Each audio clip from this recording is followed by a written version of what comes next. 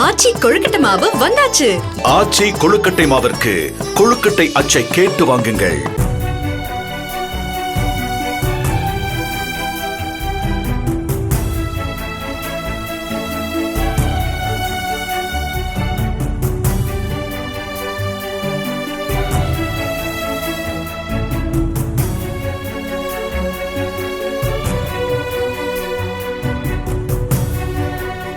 பஞ்சாப் மாநிலம் பட்டியாலாவில் மாரடைப்பால் உயிரிழந்த ராணுவ வீரர் ராஜேஷின் உடல் வேலூர் மாவட்டத்தில் அவர் பிறந்த ஆர்காட்டன்குடிசை கிராமத்தில் அடக்கம் செய்யப்பட்டது. மலர் வளையம் வைத்து அஞ்சலி செலுத்திய ராணுவ வீரர்கள் உடல் மீது போர்த்தப்பட்டிருந்த தேசிய கொடியை அவரது மனைவியிடம் ஒப்படைத்தனர்.